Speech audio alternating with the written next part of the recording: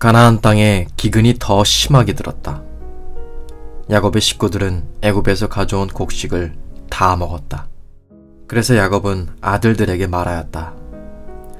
다시 애굽으로 가서 우리가 먹을 양식을 조금만이라도 사오도록 하여라. 유다가 아버지에게 말하였다. 아버지, 그 사람이 분명히 막내 동생을 데려와야 한다고 그랬어요. 막내를 데려오지 않으면 다시는 자기 얼굴을 볼 수 없을 것이라고 준엄하게 경고했어요. 그러니 아버지께서 막내를 제게 맡기시어 함께 가게 하신다면 애굽으로 내려가서 먹을 양식을 사올 수 있을 거예요. 하지만 막내를 우리에게 맡기지 않으신다면 내려갈 수가 없어요. 애굽에 있는 그 사람이 막내 동생을 데려오지 않으면 자기를 볼 수 없을 것이라고 준엄하게 경고를 하였어요. 그러자 야곱이 나무랐다. 어쩌자고 그 사람에게 막내 동생이 있다고 말하여 나를 이다지도 고통스럽게 하느냐. 정말 괴로워 견디기가 어렵구나. 그 사람이 우리와 우리 가족 상황에 대해서 자세히 묻더군요. 너희 아버지는 아직도 살아계시냐? 너희에게 다른 형제들은 없느냐 하고 말이죠. 그런데 어떻게 우리가 그 말에 대답하지 않을 수 있어요. 그래서 대답해 주었지요. 더구나 그 사람이 막내 동생을 다시 데려오라고 할 줄을 어떻게 알았겠어요. 하고 그들이 볼멘 소리로 대답하였다. 유다가 아버지에게 말하였다. 막내를 데려가게 해주세요. 그러면 애굽으로 내려가겠어요. 그래야 아버지와 우리 어린 것들, 그리고 우리가 굶어 죽지 않을 것 아닙니까? 제가 막내를 분명히 다시 아버지께 데려오겠어요. 제가 책임지고 막내를 잘 보호하겠어요. 그러니 염려 마시고 제게 막내를 맡기세요.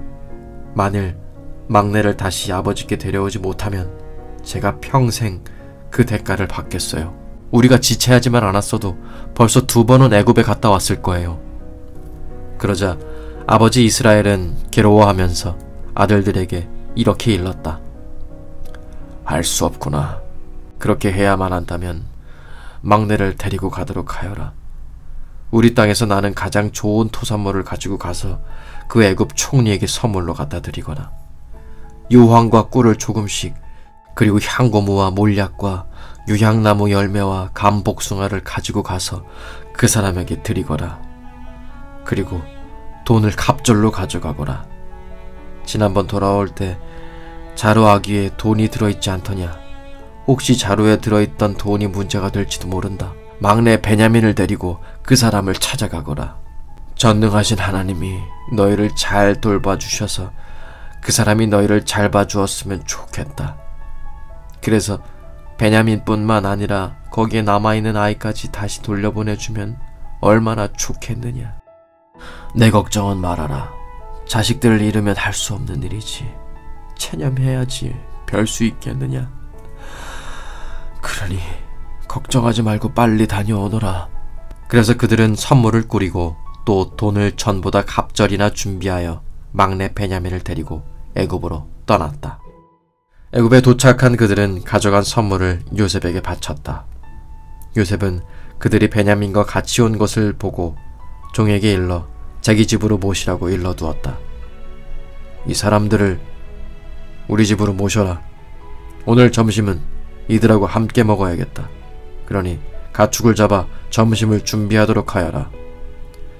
종은 요셉이 시키는 대로 모시고 들어가서 가축을 잡아 점심을 준비하였다. 그들은 자기들을 요셉의 집으로 데리고 가자 두려워하였다. 이건 분명히 지난번에 애굽에서 집으로 돌아갈 때 자루 속에 들어있던 돈 때문이야. 그래서 우리를 잡아두어 종으로 삼으려고 하는 것이 분명해. 또 우리가 끌고 온 나귀도 빼앗겠지. 이거 참 큰일이로군. 어쩌면 좋단 말이냐 하면서 서로 걱정만 하였다. 그래서 요셉의 집 문 앞에 다다랐을 때 그들은 요셉의 집안일을 하는 종에게 이야기하였다. 우리 말 좀 한번 들어주시오. 우리가 전에 이곳 애굽의 곡식을 사러 온 적이 있었지요. 그런데 우리가 집으로 돌아가는 길에 어느 곳에 이르러 밤을 지내려고 쉬고 있다가 곡식 자루를 풀어보니 거기에 곡식값으로 지불한 돈이 고스란히 들어있지 않겠습니까? 각 사람의 곡식 자루를 풀어보니 모두 마찬가지였어요. 그래서 우리가 이렇게 전에 가져갔던 곡식값을 도로 가져왔습니다.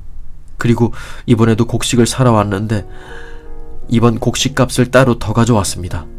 곡식을 그때보다 조금씩 더 사려고요.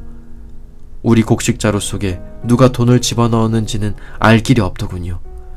그래, 너무 걱정이 되어서 이렇게 여쭙는 겁니다. 혹시 누가 그랬는지 알 수 없을까요? 이렇게 그들은 애원하다시피 물어보았다. 너무 걱정이 되어서 그런 것이었다. 그 종이 말하였다. 걱정하지 마세요. 무얼 그렇게 염려하십니까? 그대들의 하나님, 그대들의 아버지가 섬기는 하나님이 곡식값을 자루 속에 도로 집어넣은 것이겠지요. 나는 그대들의 곡식값을 이미 받았어요. 그 종은 이렇게 말하고는 전에 애굽에 그들이 남겨두고 왔던 시므온을 그들에게 데려왔다. 그 종은 요셉의 형제들을 요셉의 집으로 데리고 와서는 물을 주어 발을 씻게 하였고 또 그들이 끌고 온 나귀에게도 물을 먹였다. 그들은 요셉이 자기들과 함께 점심을 먹겠다고 하였다는 말을 듣고 가나안에서 준비해온 선물을 요셉에게 주려고 꺼내놓았다. 요셉의 집으로 오자 그들은 선물을 요셉에게 바치고는 얼굴을 땅에 대고 엎드려 절을 하였다. 요셉은 그들에게 그동안 어떻게 지냈는지를 묻고는 이렇게 말하였다. 너희의 늙으신 아버지는 평안하시냐? 아직도 건강하게 살아계시느냐? 저희의 늙으신 부친은 아직도 살아계십니다. 몸도 건강하시고요. 하면서 그들은 무릎을 꿇고 절하였다. 요셉이 자기와 같은 어머니에게서 난 동생 베냐민을 보고 이 친구가 너희가 전에 말하였던 막내 동생이란 말이냐? 하고 묻고 나서 그에게 얘야, 하나님이 너를 잘 보살펴 주시길 빈다 하고 말하였다. 요셉은 자기 동생을 보고는 북받쳐 오르는 정을 억누르지 못하고 그 자리에서 일어나 자기 방으로 가서 한참을 울었다. 요셉은 한동안 그렇게 울다가 얼굴을 씻고 다시 그 자리로 돌아와 종들에게 점심을 차리라고 명하였다. 종들은 요셉이 먹을 상을 따로 차렸다.